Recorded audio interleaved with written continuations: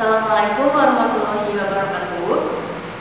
Halo anak-anak, kembali lagi dalam pembelajaran Ibu Pitaloka dalam pembelajaran Bahasa Indonesia. Nah, bagaimana kabar kalian semua? Semoga kalian semua selalu sehat dan senantiasa dilindungi oleh Allah Subhanahu wa Ta'ala. Nah, sebelum pembelajaran dimulai, alangkah baiknya kalian mengisi absensi terlebih dahulu yang akan Ibu berikan nanti di Google Classroom ketika pembelajaran Bahasa Indonesia berlangsung. Baik, mari kita mulai pembelajaran hari ini. Nah, materi hari ini yaitu teks narasi atau cerita imajinatif. Nah, teks narasi ini berada pada bab 2. Silakan kalian buka bab 2 dalam buku Bahasa Indonesia. Nah, sebelum kita mulai pembelajaran, ada 4 tujuan pembelajaran yang harus kalian capai dalam pembelajaran teks narasi ini. Yang pertama yaitu kalian dapat mengidentifikasi unsur-unsur teks narasi atau cerita imajinatif. Yang kedua, kalian dapat menceritakan kembali teks narasi atau cerita imajinatif. Nah, yang ketiga, kalian dapat menelaah struktur-struktur dan kebahasaan yang terdapat dalam teks narasi. Dan yang terakhir, kalian dapat menyajikan gagasan atau kreatif dalam bentuk cerita imajinatif, baik itu tulisan maupun lisan. Nah, sebelumnya kalian sudah mengetahui apa itu teks narasi? Pasti teks narasi itu terdengar asing di telinga kalian ya. Nah, teks narasi itu biasa kita sebut sebagai teks imajinasi atau imajinatif. Nah, imajinasi berarti itu adalah teks yang bersifat khayalan. Kita berimajinasi, kita berkhayal mengenai sesuatu dan kita tuangkan dalam suatu teks. Nah, pengertiannya, teks narasi atau cerita imajinatif adalah karangan yang berisi serangkaian peristiwa. Nah, isi permasalahan ceritanya itu didukung oleh para tokoh serta memerlukan imajinasi yang disusun secara runtut. Nah, berarti dalam teks narasi itu bersifat khayalan, isinya itu adalah khayalan kita, imajinasi kita mengenai suatu peristiwa, dan peristiwanya itu disusun secara runtut atau kronologis. Maksudnya apa? Disusun secara runtut atau kronologis itu berarti disusun secara sistematis. Kalian perkenalkan dulu tokohnya apa, siapa, bagaimana penokohannya, lalu isi ceritanya itu seperti apa, konfliknya itu bagaimana, dan ditutup dengan penyelesaian. Ditutup dengan penyelesaian atau penilaian. Bisa itu berupa happy ending atau sad ending begitu. Nah, seperti pada umumnya teks narasi juga memiliki unsur-unsur. Ada 5 unsur teks narasi. Yang pertama ada tema. Apa itu tema? Nah, tema itu beda dengan judul ya. Bisa diingatkan supaya kalian bahwa tema itu beda dengan judul. Misalnya judul ceritanya itu adalah Timun Mas. Pasti kalian sudah pernah mendengar ya atau membaca Timun Mas, cerita rakyat Timun Mas. Nah, misalkan judul ceritanya itu adalah Timun Mas. Temanya bukan Timun Mas, temanya itu misalkan kebaikan mengalahkan kejahatan. Timun Mas itu kan baik. Nah, siapa yang jahatnya? Yaitu raksasanya. Itu adalah tema. Misalkan lagi bawang merah, bawang putih, itu adalah judul ceritanya, bawang merah dan bawang putih. Apa temanya? Temanya kebaikan mengalahkan kejahatan. Misalkan seperti itu adalah tema. Lalu yang kedua ada latar. Latar itu dibagi menjadi 3. Yang pertama ada latar tempat, ada latar waktu, ada latar suasana. Apa itu latar tempat? Latar tempat itu berarti ceritanya itu berlatarkan di mana atau berlokasi di mana. Bisa di hutan, di rumah, di sekolah, di taman, dan lain sebagainya. Lalu ada latar waktu. Latar waktu itu berarti ceritanya menunjukkan waktu seperti malam hari, pagi hari, siang hari, dan lain sebagainya. Dan yang ketiga ada latar suasana. Apa itu latar suasana? Berarti ceritanya menunjukkan suasananya bagaimana. Apakah suasananya itu menegangkan, atau mengharukan, atau menyenangkan, menyedihkan. Nah, itu adalah latar suasana. Berarti latar itu terbagi menjadi 3. Latar tempat, latar waktu, dan latar suasana. Lalu yang ketiga ada tokoh dan penokohan atau watak. Nah, tokoh ini misalkan tokoh contohnya itu adalah Timun Mas. Ayah Timun Mas, Ibu Timun Mas itu adalah tokoh. Nah, penokohannya itu apa? Berarti sifat-sifat si tokohnya. Misalkan Timun Mas baik hati, ibunya Timun Mas dan ayahnya Timun Mas itu adalah orang tua yang penyayang, orang tua yang sayang kepada anaknya. Itu adalah penokohan, tokoh dan penokohan. Lalu yang keempat ada konflik. Nah, konflik itu bisa berarti masalahnya itu apa, permasalahannya. Lalu yang kelima ada akhir cerita. Seperti tadi, akhir cerita itu bisa berupa akhir yang bahagia atau akhir yang tragis dan menyedihkan. Nah, itu adalah unsur-unsur teks narasi, ada 5. Lalu berikutnya ciri-ciri teks narasi. Ada 5 ciri-ciri teks narasi. Yang pertama, pengalaman penulis. Bisa saja teks narasi itu pengalaman penulis, bisa berupa hayalan atau berupa kisah nyata dia. Nah, yang kedua itu fakta dan imajinasi atau hayalan. Nah, fakta itu berarti dia memang mengalami kejadian itu, atau bisa juga dia hanya berimajinasi atau berhayal semata. Nah, yang ketiga terdapat konflik atau permasalahan. Jelas ya, tadi cerita imajinasi itu harus ada konfliknya, harus ada permasalahannya. Supaya apa? Agar cerita itu indah dan menarik. Nah, yang keempat itu ada estetik atau keindahan. Nah, berarti cerita itu harus indah, harus menarik minat pembacanya. Agar apa? Agar dibaca oleh orang banyak. Lalu yang kelima ada kronologis atau runtut.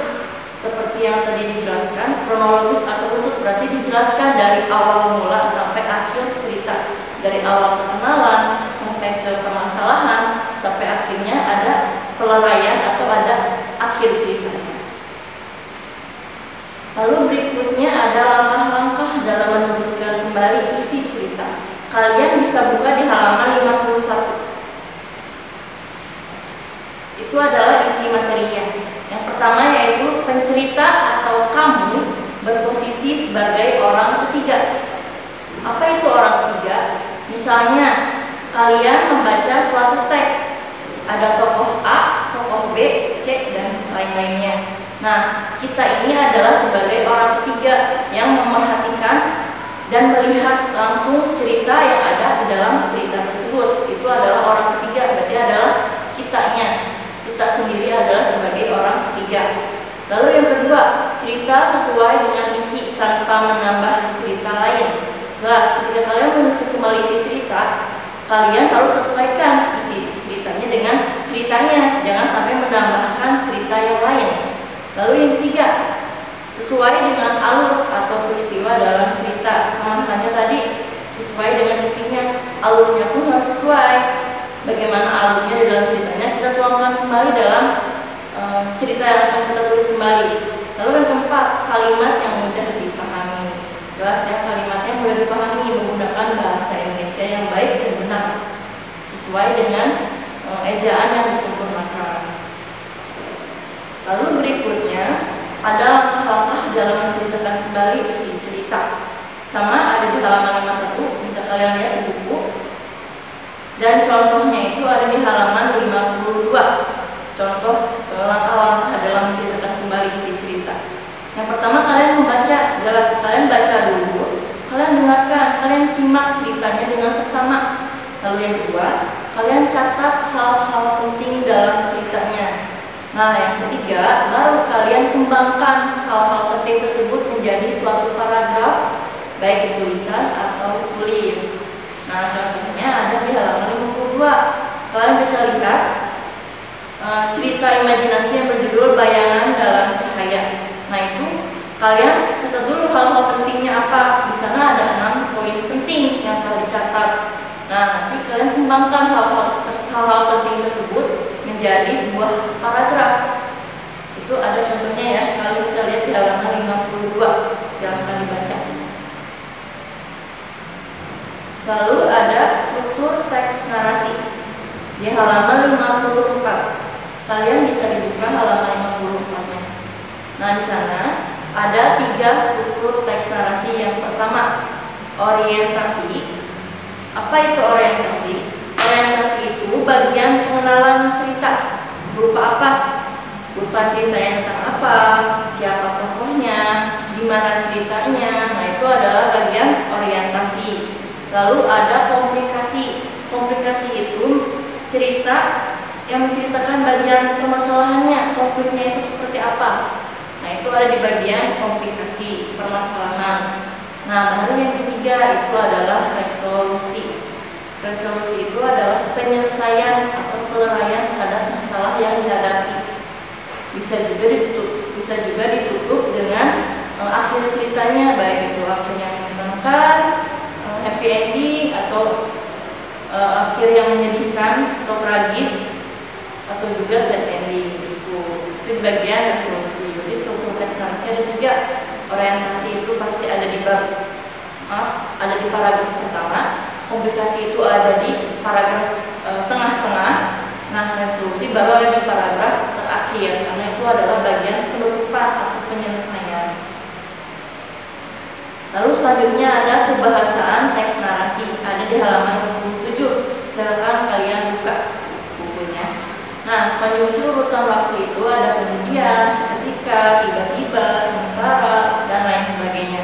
Nah, contohnya itu, contoh kalimat yang menggunakan konjungsi urutan waktu ya. Konjungsi urutan waktu itu adalah penghubung. Konjungsi itu adalah kata penghubung. Berarti ada satu kata penghubung yang berada di tengah-tengah, bisa juga di awal atau juga di akhir. Nah, ini ibu simpan di contoh kalimat itu ada di tengah-tengah. Contoh kalimatnya, cuaca berubah bersamaan dengan kilatan cahaya, berbenturan satu sama lain dengan hebatnya. Nah, kata bersamaan ini adalah konjungsi urutan waktu karena menyatakan urutan dari waktu ke waktu.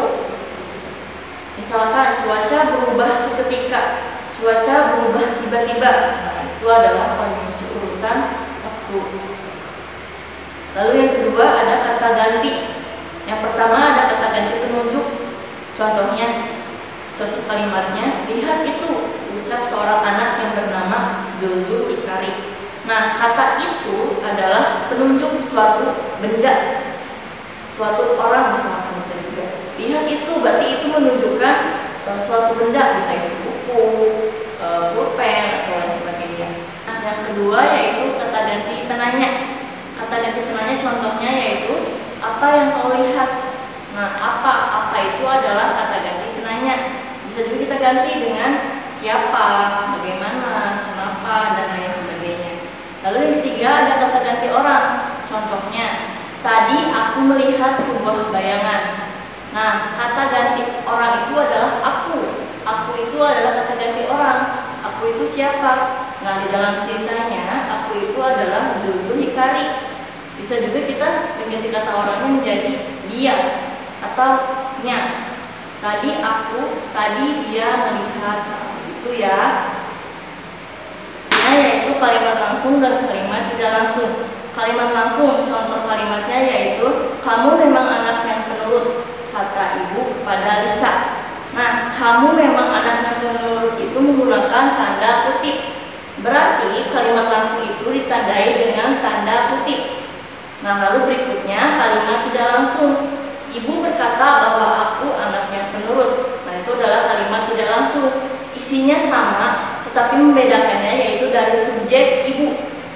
Kalimat langsung, subjek ibunya itu ada di akhir kalimat. Sedangkan kalimat tidak langsung, subjek ibunya itu ada di awal kalimat. Nah, itu yang membedakannya. Isinya sama, tetapi yang membedakannya itu adalah subjek ibunya yang berada di akhir dan di awal kalimat. Lalu berikutnya, menyajikan teks narasi. Ini adalah materi yang terakhir. Kalian bisa membukanya di halaman 58. Ketika kalian akan menyajikan sebuah teks narasi atau cerita imajinatif, nah, ada 5 langkah yang harus kalian penuhi. Yang pertama yaitu menemukan ide. Kalian menemukan ide terlebih dahulu. Idenya itu mau tentang apa, topiknya itu mau seperti apa. Apakah tentang penyihir, atau mau tentang kejahatan, atau lain sebagainya. Lalu yang kedua, kalian ciptakan tokohnya. Tokoh utamanya mau siapa nih? Apakah mau perempuan atau mau laki-laki? Itu bebas, terserah kalian. Lalu yang ketiga, menentukan latar. Kalian tentukan latar tempatnya mau di mana. Apakah mau di rumah, atau mau di hutan, atau mau di istana, itu terserah kalian juga. Lalu yang keempat, kalian menciptakan alur ceritanya. Alur ceritanya itu mau bagaimana? Mau apakah konfliknya itu mau yang menegangkan atau mau yang mengharukan? Itu terserah kalian. Nah, yang kelima, mulailah menulis. Kalian mulai menulis teks cerita narasi atau teks cerita imajinatif. Teks narasi itu teks yang bersifat khayalan, bersifat imajinasi. Kalian berkhayal, berimajinasi, dan kalian tuangkan dalam suatu teks cerita itu. Mungkin sekian dari materi yang bisa Ibu sampaikan pada materi hari ini. Apabila ada yang mau ditanyakan, boleh bertanya melalui Ibu WhatsApp Japri. Untuk tugasnya nanti Ibu akan menugaskan di Google Classroom. Sekian dari pembelajaran hari ini. Wabillahi taufiq wal hidayah. Wassalamualaikum warahmatullahi wabarakatuh.